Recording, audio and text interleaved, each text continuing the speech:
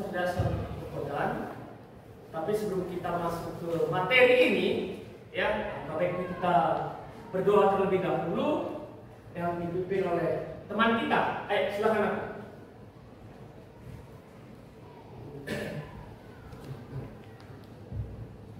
Bapak Ibu Guru beserta teman-teman semuanya, marilah kita berdoa. Dalam nama Bapa dan Putra dan Roh Kudus. Amin. Allah Bapa yang bertata dalam kerajaan surga, puji serta syukur kami ucapkan kehadiran-Mu ya Bapa, di mana hari yang baru ini Kau masih memberikan kami napas kehidupan untuk kami. Bapa yang Maha Baik, di sini kami berkumpul untuk memulai pembelajaran kami mengenai coding dan AI. Bapa, kiranya Engkau yang memberkati kami. Semoga kami dapat mencerna segala apa yang diberikan oleh guru kami. Inilah doa dan harapan anak-Mu kini dan sepanjang segala masa. Amin. Dalam nama Bapa dan Putra dan Roh Kudus. Amin. Oh, terima kasih. Duduk. Nah, jadi hari ini kita akan membahas seperti apa itu AI atau kecerdasan buatan.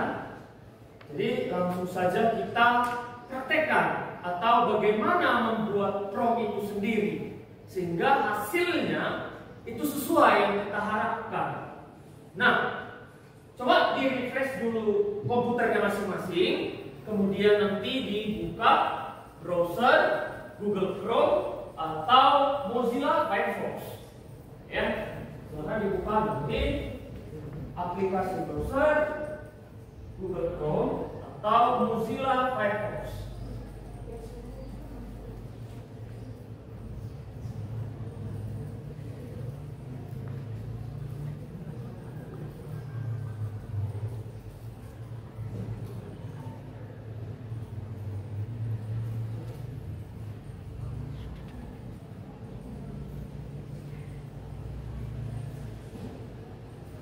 Oke, sudah semuanya?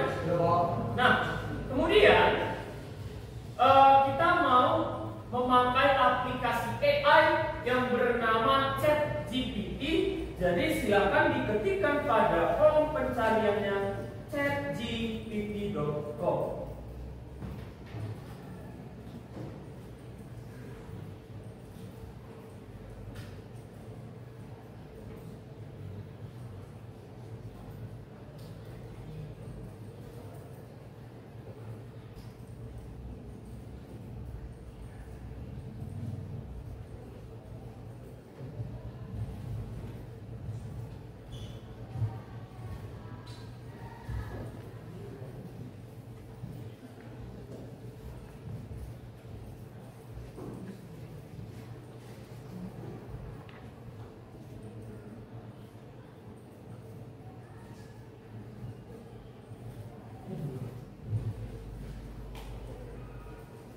Ya, dibuka Google Chrome-nya ya, Google Chrome atau Mozilla Firefox.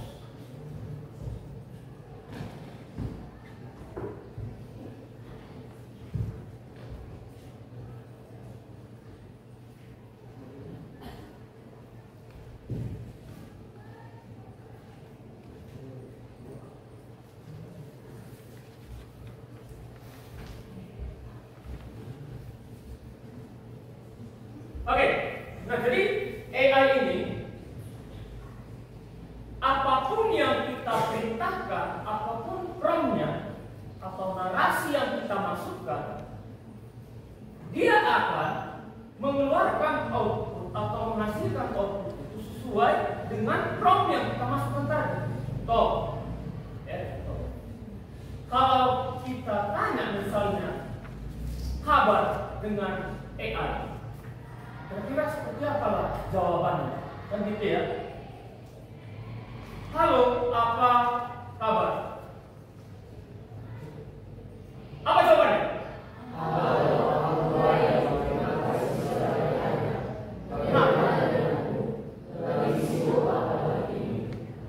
kalau kita perhatikan jawabannya itu ya layaknya kita manusia, kan gitu ya. Nah, tetapi ada kekurangan dari ChatGPT ini sendiri. Kalau kita manusia dilengkapi cara berpikir dan berlogika, begitu juga dengan AI.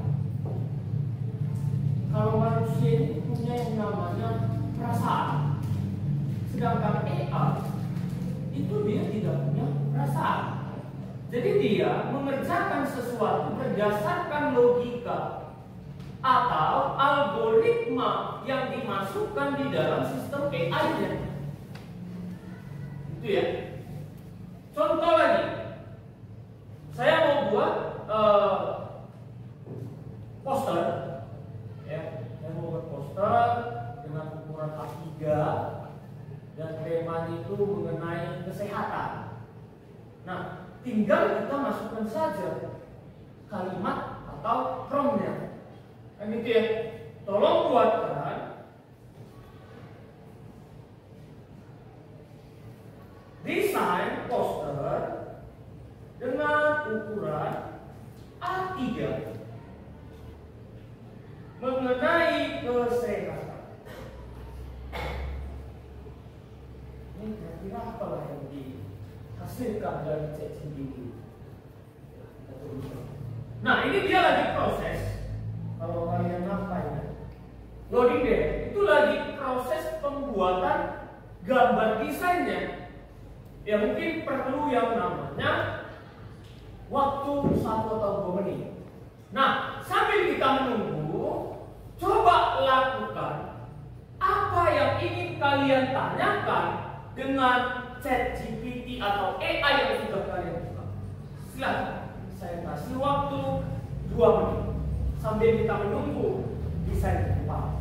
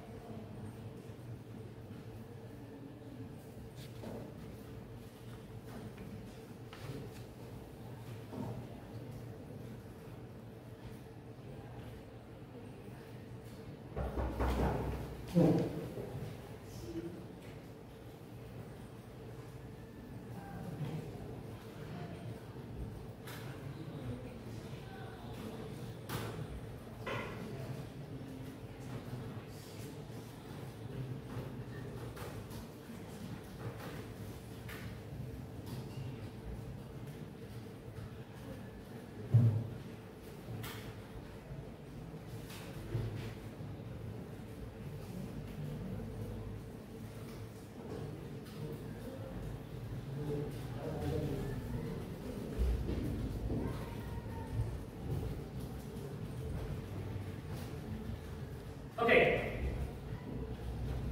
coba di stop dulu. Kira-kira ketika kalian memerintahkan atau memasukkan prompt atau kalimat perintah ke dalam ChatGPT, sesuai nggak hasil yang dikeluarkan atau yang ditampilkan?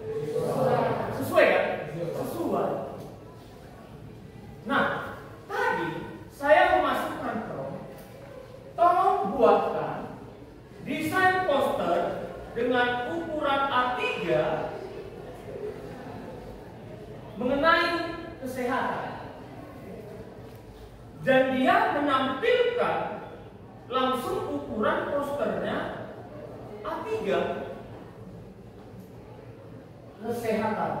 Ya sesuai dengan judul yang saya masukkan mengenai kesehatan. Kemudian di situ ditampilkannya juga makan makanan sehat, aktif berolahraga, istirahat yang cukup, cegah stres dan seterusnya.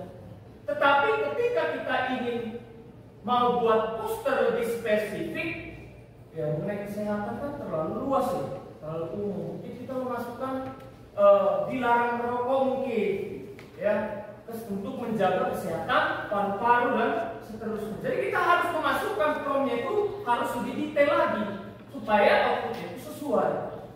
Ya, kalau memang ini belum sesuai menurut kita, masukkan lagi, ganti lagi promnya. Contoh misalnya, langsung ini saya ganti saja. Mengenai kesehatan paru-paru. Coba kita tunggu lagi kira-kira seperti apa gambar poster yang ditampilkan oleh ChatGPT. Ya. Ada tadi di sini yang memasukkan di komputernya masing-masing membuat poster. Kalian masih bertanya mengenai tugas gitu ya. Nah sekarang coba masukkan prompt membuat poster ukurannya boleh saja kita samakan A3. Kemudian temanya atau judul dari posternya bebas, tidak harus mengenai kesehatan, ya bebas. Boleh misalnya ada tugas membuat poster ekoenzim misalnya, boleh kita dimasukkan mengenai ekoenzim. Kira-kira nanti seperti apa hasil desain poster yang dibuat oleh AI atau ChatGPT-nya.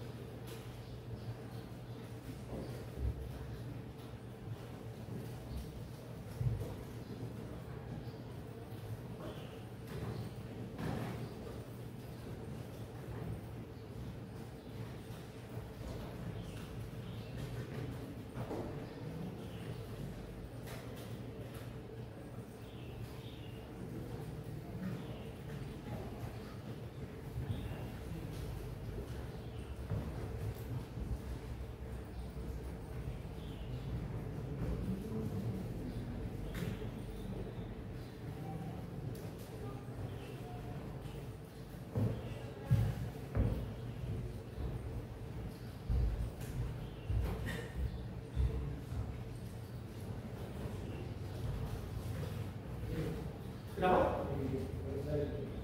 Ini.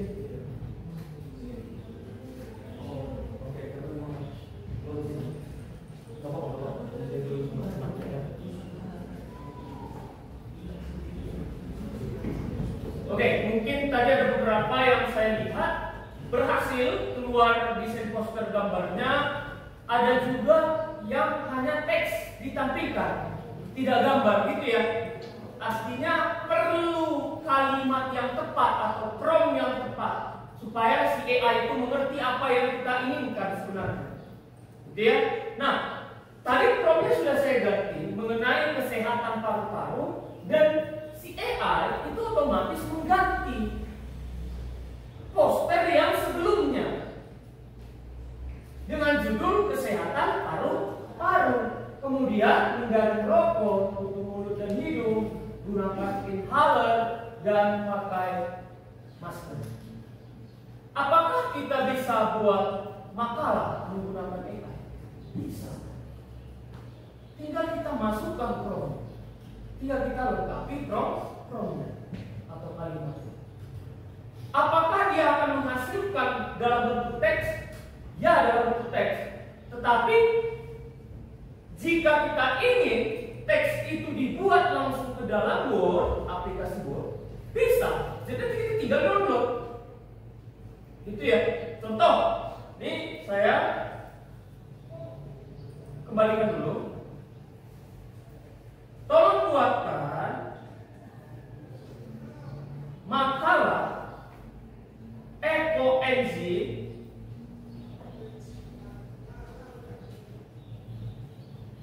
kalau kita buat saja misalnya 5 kata, kira-kira apa yang dihasilkan? Lalu kita lihat apa yang ditampilkan sebagai output dari prompt yang kita masukkan. Nah, di sini langsung dibuat ya.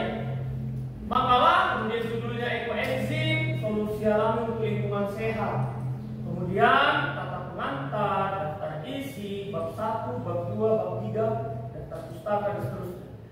Nah, kemudian lihat di akhir apa katanya?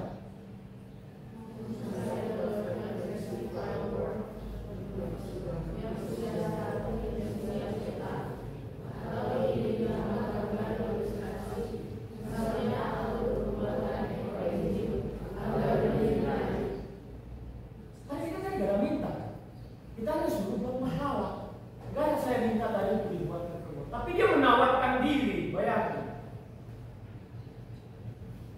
Begitu user friendly-nya AI. Teman kita aja belum tentu seperti itu kan gitu ya. Benar nggak? Teman kita aja yang satu meja belum tentu seperti itu. Ini AI itu. Langsung tahu dia isi hati kita. Iya kan? Nah sekarang kita buat langsung. Ya tolong buatkan ke dalam Word. Kira-kira apa hasil dari Word yang sudah dibuatkan ya? Ini sambil kita menunggu menganalisis si AI-nya. Jadi ini saya jelaskan dulu. AI atau kecerdasan buatan itu ada algoritma pemrograman di dalamnya. Ya, ada algoritma pemrograman di dalam mesin AI-nya. Algoritma pemrograman itu banyak jenisnya, dan itulah yang nanti ke depannya akan kita pelajari menggunakan bahasa pemrograman Python. Gitu ya. Bagaimana misalnya si AI itu bisa mengenali wajah saya? Bagaimana nanti si AI itu bisa mengenali wajah teman saya, dan seterusnya, berdasarkan gambar atau foto. Nah ini hasilnya ada keluar ya. Jadi ini tinggal diunduh atau di-download.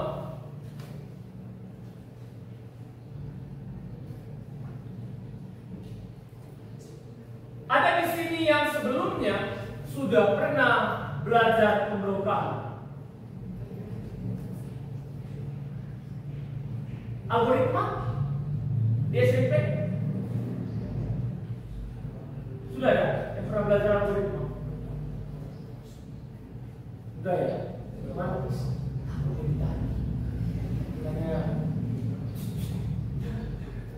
Teman, tapi nggak mau yang kata ya udah ya, tapi mungkin ditanya karena kelupaan atau bagaimana, atau juga kita kan gitu ya. Jadi saya asumsikan kalau kita di SMP sudah pakai kurikulum merdeka, seharusnya sudah belajar ya. Nah, kalau sudah belajar algoritma, kita sudah belajar menganalisa atau berpikir komputasional, ya. Dan kita nanti berangkat dari algoritma dan berpikir komputasional ini ke pemrograman Python. Oke. Nah, jadi di situ ya kita sambil menunggu dibuka Word-nya. Oh, ini coba kita lihat. Dia langsung buat judul makalah. Kemudian judulnya ekoenzim solusi alami untuk lingkungan sehat. Kata pengantarnya sudah ada. Kemudian daftar isinya juga sudah ada. Kemudian bab 1 pendahuluannya juga sudah ada. Bahkan rumusan masalah, tujuan penelitian atau penulisan, masuk bab 2 pembahasan sampai daftar pustaka. Lengkap. Tetapi ada plus minusnya. Plusnya, kita terbantu dengan dibuatkan oleh AI makalah ini ke dalam Word. Namun, apakah struktur dari makalah yang diminta oleh guru kita yang bersangkutan sudah sama dengan yang dibuat oleh AI? Belum tentu, ya kan? Apakah di sini sudah ada tinjauan pustakanya? Belum ada. Inilah yang saya maksud. Perasaan yang kita miliki sebagai manusia itu tidak dimiliki oleh AI. Ya, jadi apakah ekoenzim ini sesuai nggak dengan penerapannya di sekolah kita? Tidak. Dia memberi informasi atau membuat makalah secara umum mengenai ekoenzim. Untuk penerapannya, misalnya ke tanaman cabai merah atau ke tanaman bawang, itu tidak ada. Gitu ya. Jadi perlu kita tambahi dengan perasaan kita sebagai manusia.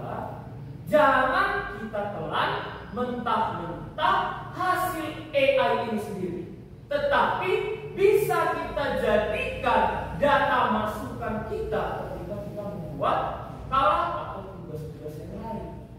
Perlu kita koreksi atau kita analisa mana yang salah, mana yang kurang ya. Ini kurang ya, kita tambahin misalnya kita pilih. Ya, jadi penerapannya harus ada sekolah SMA Santa Maria kita tambahin. Itulah perasaan kita sebagai manusia. Kita mengoreksi hasil yang dari AI. Gitu ya. Untuk ini dulu mengenai kecerdasan buatan, ada nggak yang mau ditanyakan sebelum kita masuk ke proses pemrograman Python? Ya. Ada yang mau ditanyakan nggak? Oke, silakan. Coba berdiri dulu. Saya Daniel dari Sekolah juga. Saya ingin bertanya, dari negara manakah AI berasal dan apakah AI kedepannya akan berguna bagi bangsa Indonesia? Oke. Terima kasih. Nah, silakan duduk. Nah, ya, siapa atau dari negara mana AI ini dibuat? Ya. Jadi dalam pemrograman atau AI itu ada yang disebut sebagai open source. Open source itu artinya siapapun dari seluruh dunia ini atau yang disebut sebagai profesi programmer atau developer itu bisa mengembangkan AI ChatGPT, AI Gemini, dan AI yang lain, kecuali yang sudah di bawah naungan perusahaan Microsoft, misalnya Google Veo dan seterusnya. Maka AI yang Google Veo yang membuat video itu perusahaan Microsoft yang berada di Amerika. Kalau ChatGPT atau Gemini itu dia open source, semua developer itu bisa mengembangkan. Contoh, AI ini kayaknya ada yang kurang nih, masih ada bugnya. Datang developer yang dari negara katakanlah Indonesia, ditambahi algoritma ke dalam aplikasi AI. Apakah Indonesia mengklaim bahwa ChatGPT punya dia? Tidak. Karena dari negara lain juga memiliki peran dalam mengembangkan ChatGPT. Itulah yang disebut sebagai open source. Itu ya, kecuali AI yang dibawa naungan perusahaan-perusahaan tertentu seperti Google tadi. Ya. Nah, kemudian apakah ChatGPT atau AI ini berguna nantinya untuk kehidupan kita atau secara khusus ya, seperti yang disampaikan teman kita, negara kita yang bangsa Indonesia. Nah, sebenarnya dibilang berguna, tergantung siapa yang menggunakan. Seperti kasus yang baru-baru ini, apakah berguna untuknya membuat video yang tidak real atau video hoax mengenai Kementerian Keuangan, bahwa di situ dinyatakan bahwa itu bukan negara. Apakah itu berguna untuknya? Ya, secara kita berpikir politik ya, itu berguna untuknya untuk menjatuhkan lawan sebenarnya. Benar kan? Tetapi merugikan dengan orang yang tersangkut paut di dalam video itu. Apakah itu ada hukumnya? Ada. Ada undang-undang. Apakah itu bisa diangkat ke dalam hukum di kepolisian? Bisa. Dan itu bisa dipidanakan. Ya, pencemaran nama baik. Ini kalau sisi positifnya, ya kita bisa mengerjakan tugas, ya, kemudian kita bisa meminta algoritma dengan AI. Bayangin ini, AI dibuat dengan algoritma. Terus kita minta algoritma dengan AI. Ngerti nggak maksudnya? Contoh-contoh nih. Tolong buat.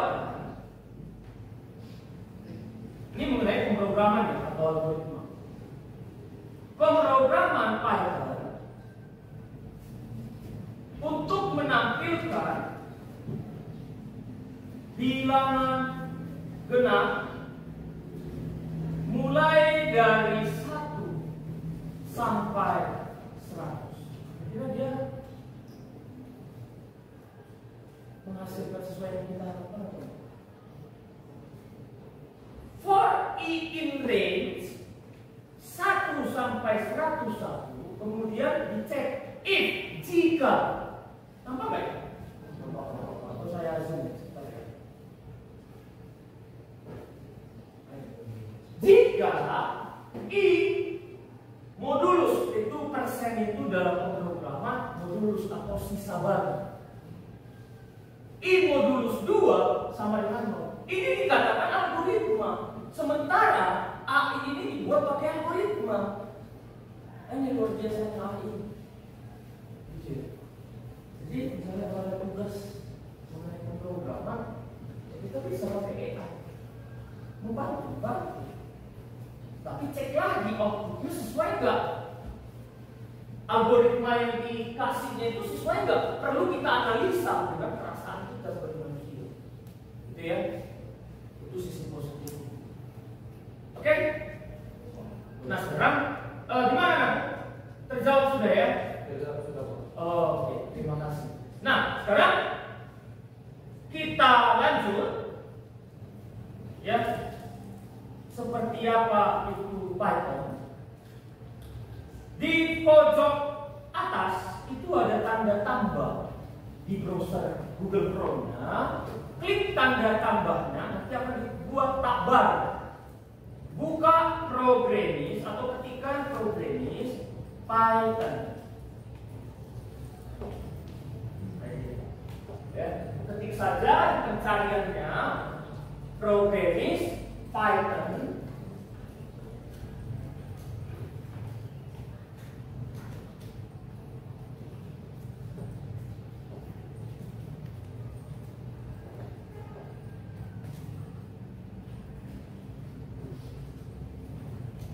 Sudah semua?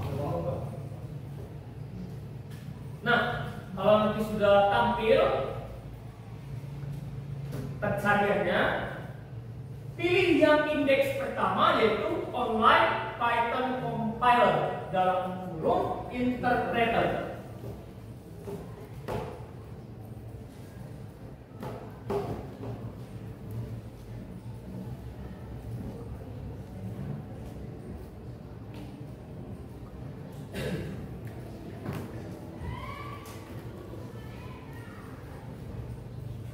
Sudah, Ricky? Oke.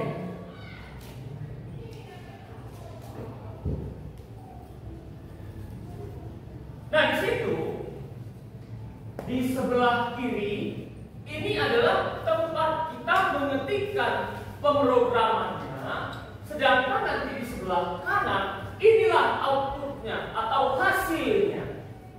Hasil dari mana? Hasil dari program yang kita buat di sebelah kiri ini tadi. Contoh, di situ ada sintaks print. Nah, sintaks print itu dalam pemrograman Python untuk menampilkan atau mencetak hasil. Saya mau mencetak atau menampilkan nama saya, ya, Audrey Dedi Austin Nadia. Tolong cetak kalimat yang di dalam kurung itu maksud dari ini. Ketika saya jalankan klik run,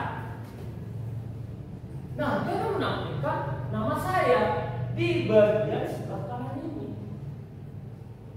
Sekarang coba praktekkan, ganti kalimat yang di dalam kutip duanya dengan nama kalian masing-masing.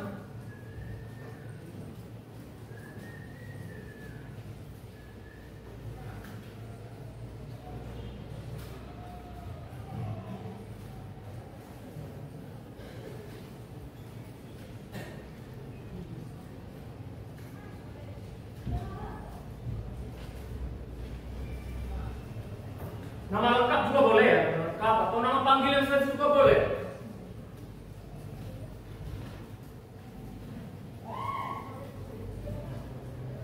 Atau nama mantannya juga boleh.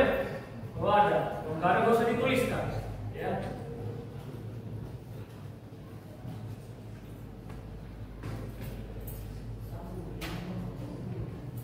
Yang kutip duanya jangan dihapus ya, karena itu sangat berpengaruh.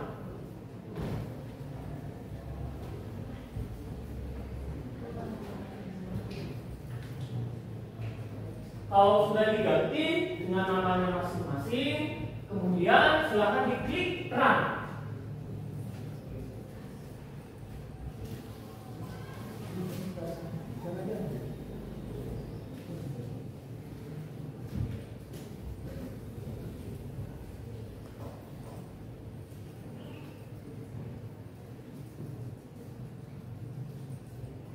Bisa semuanya ya? Oke. Nah, sekarang kita mau nampilkan kelas kita, kelas 23. Jadi kemudian kelas. Jadi ini saya tambahkan di depan nama saya, nama titik 2. Kemudian saya buat lagi baris print yang baru untuk mencetak kelas saya tadi. Print kelas titik 2 X print 3 dirangkai. Maka dia menampilkan nama titik 2 Audrey, kelas titik 2 3. Jadi si sintaks print ini dia memulai mencetak itu dimulai dari titik 2-nya tadi. Itu yang tapi tidak dicetak titik 2, hanya yang di dalam titik 2. Coba langsung dipraktekkan saja.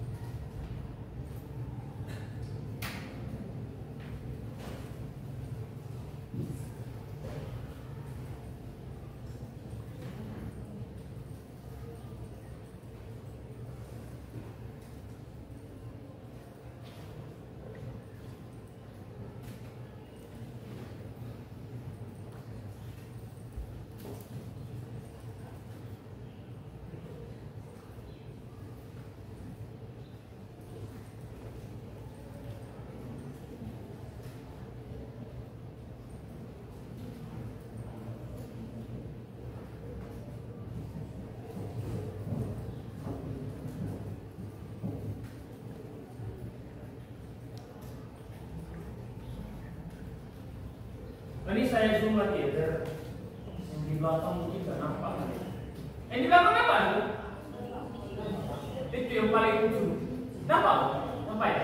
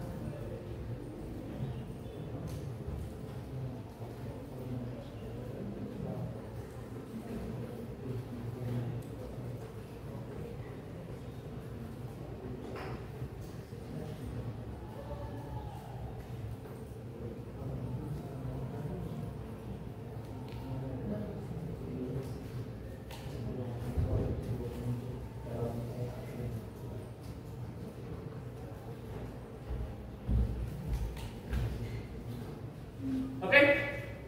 Bisa dilanjut? Bisa semua ya? Oke. Nah, sekarang saya penasaran dengan algoritma yang dihasilkan ChatGPT sebelumnya. Jadi saya mau copy dulu, saya pastekan nanti ke dalam program ini. Ya. For e-intrains. Saya ambil, saya copy, saya masukkan ke dalam ini. Benar atau enggak sih algoritma yang dikasih AI kan perlu di cross check ya, benar kan? Kita cross check lagi pakai aplikasi.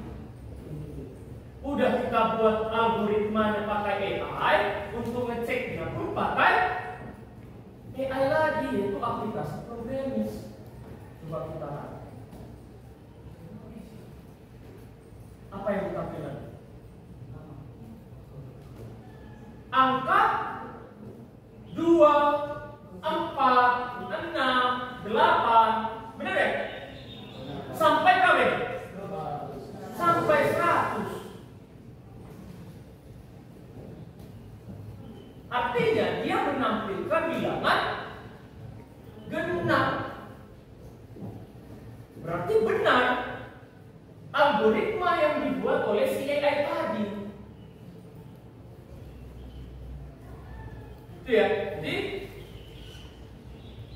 for itu fungsinya untuk melakukan perulangan. Dia dijalankan secara berulang-ulang berdasarkan kondisi yang di dalam kurungnya. Di dalam kurung itulah kondisinya. For in range. Jalankan perulangan ini mulai dari 1 sampai 101. Ya, 101 itu nama berapa? 101. Ganti. Bilangan genap itu dia habis dibagi 2. Inilah kondisinya. Jika I-nya itu sekarang nilainya adalah 1. Karena dia tadi dimulai dari 1 nilai I itu. Jadi I-nya adalah variabel. Ya, bukan hanya di matematika saja ada variabel ya. Di dalam program juga ada variabel. Karena gini, dalam kurikulum Merdeka ya, antara informatika dan matematika itu adalah satu penemu yang sama, yang tidak bisa dipisahkan. Jadi suka tidak suka dalam informatika atau KKA kita juga belajar matematika. Karena kita sini bicara angka, benar kan? Angka bilangan genap itu kan matematika ya. Gitu ya. Nah, jika satu variabel I-nya masih bernilai 1, modulus atau habis dibagi dengan 2, hasilnya adalah 0, maka cetak kalau dia benar. Ternyata 1 itu kalau dimoduluskan dengan 2, hasilnya berapa? 1 modulus 2 berapa? Kalau 2 modulus 2 berapa? 2 modulus 2.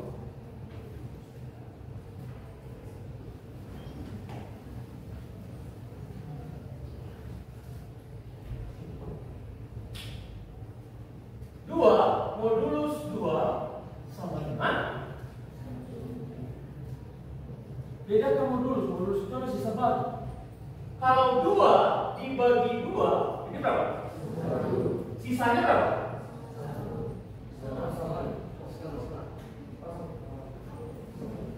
2 bagi 2, sisanya berapa? Iya, 0. Ada yang bilang 1, ada yang bilang setengah.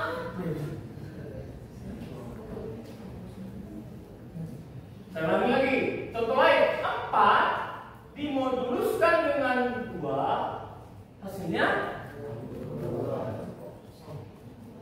sisa baginya, sisa pembagiannya 0.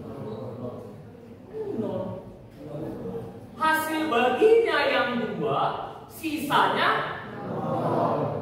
Sisa itulah yang dikatakan sebagai hasil modulus. Itu ya. Contoh lagi, 19 modulus 2, hasilnya 0. 2 kali berapa yang mendekati atau pas tepat dengan 19? 9. 2 kali 9? 19 kurang 18? Jadi itu sisanya 1. Gampang ya? Itulah yang disebut sebagai modulus.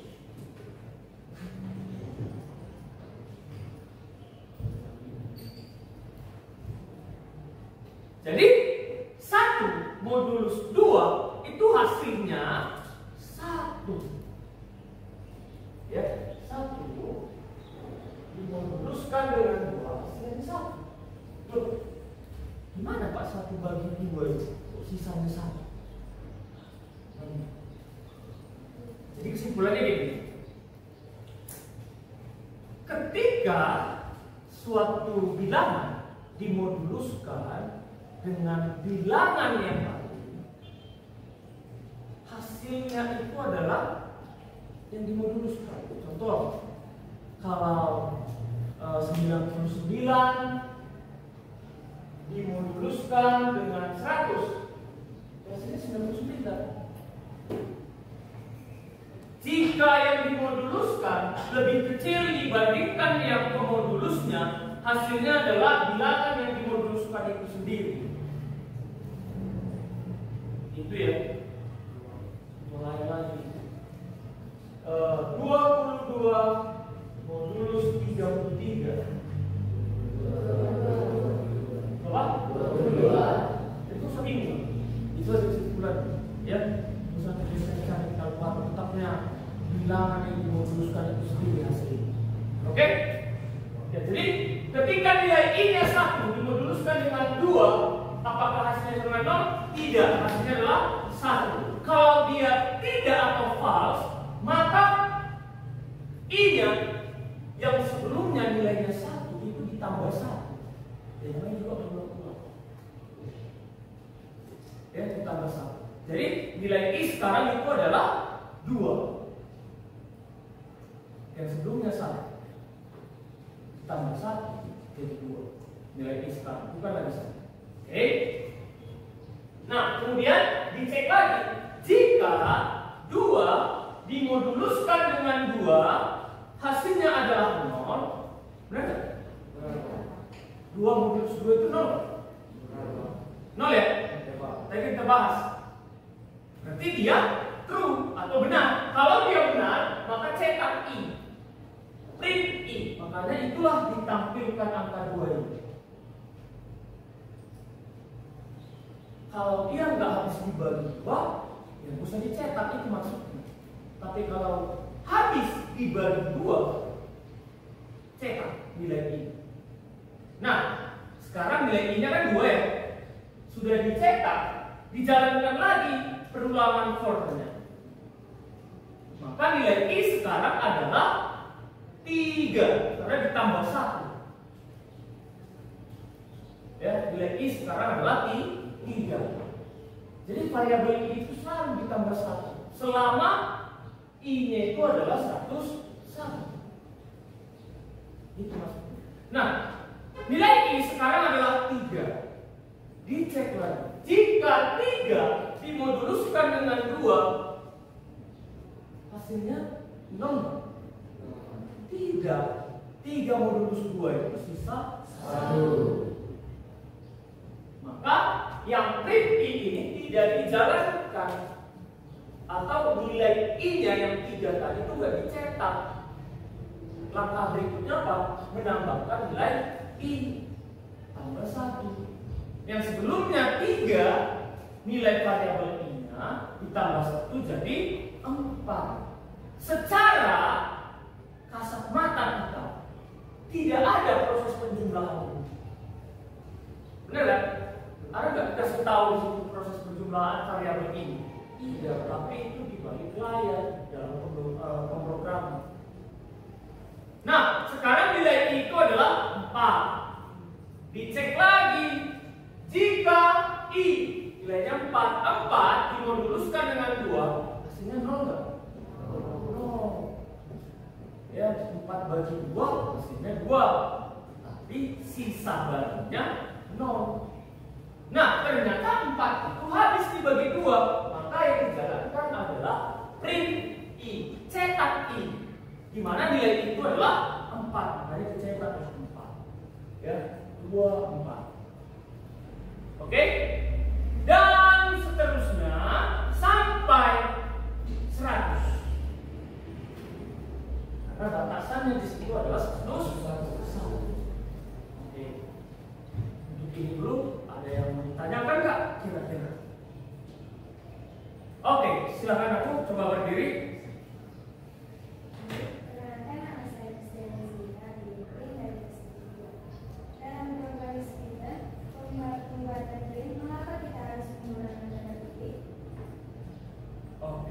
Ya kalau ya terima kasih Mas atas pertanyaan, silakan dulu. Ya kalau kita perhatikan pada sintaks print, kenapa kita harus pakai titik 2 pembuka dan titik 2 penutup untuk menampilkan hasil? Ya. Jadi dalam bahasa pemrograman itu ada yang namanya tipe data. Ini langsung sesuai ya. Tipe data itu ada beberapa, tetapi yang paling umum digunakan, itu ada 5. Yang pertama adalah integer, kemudian float, kemudian ada string, ada char, kemudian ada double, kemudian nanti itu ada untuk menyatakan true atau benar, yaitu tipe data boolean. Dan masih banyak yang lain, tapi itu yang umum digunakan. Lalu kenapa kita pakai titik 2? Karena di sini dia dalam bentuk kalimat. Ya ini kan kalimat nih. Kalimat itu dia tipe datanya adalah string. Ya, kalimat itu adalah tipe datanya adalah string. Sedangkan string, tipe data string, itu dia harus menggunakan kutip B 2 pembuka dan kutip 2 penutup. Kalau kita mau menampilkan kalimat itu harus. Ya, kalau kita mau menampilkan angka, apakah perlu kutip 2? Kalau kita menampilkan angka, perlu nggak kutip 2?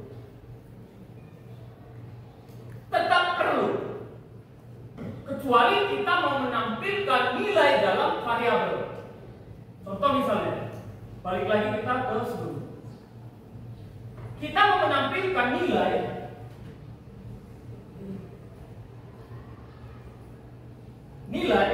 dari variabel i, di mana nilainya itu selalu berubah-ubah kan?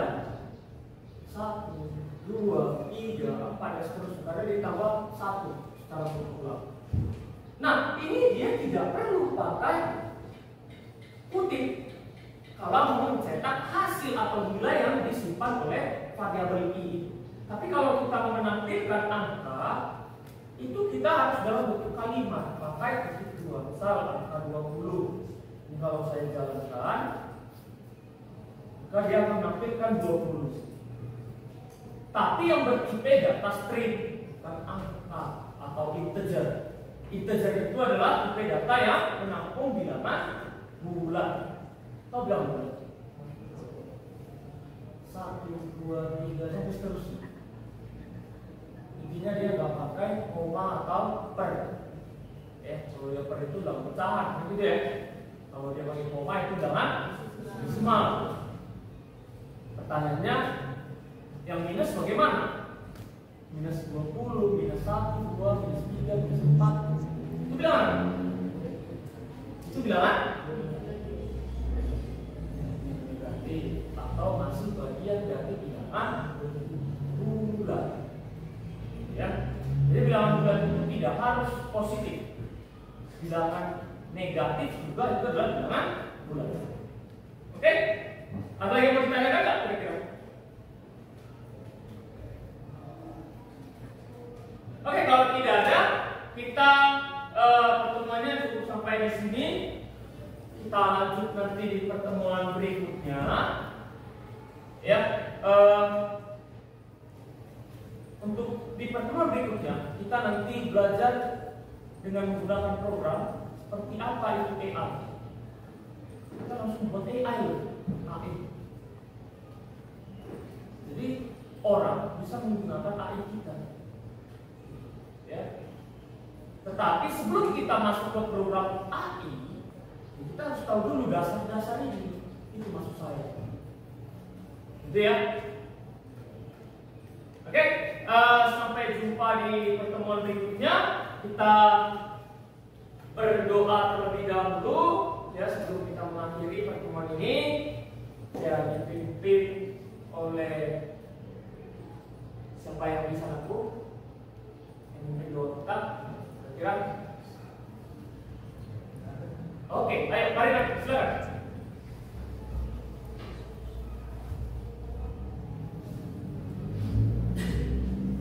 Mari kita berdoa.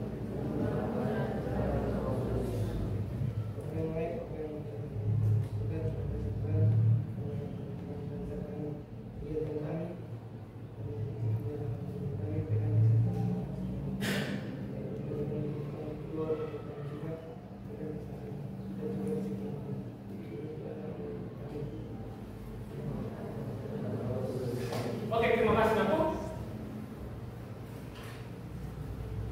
Oke, sampai jumpa di pertemuan berikutnya. Nanti komputernya di shutdown.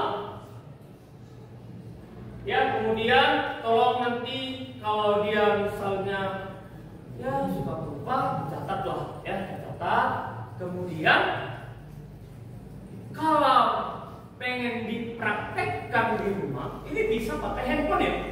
Ini bisa pakai handphone. Nanti tinggal dibuat saja di handphonenya Programming, C++ dan seterusnya. Kemudian ketika kira-kira seperti apa nanti ditampilkan di handphone. Oke, nanti ya.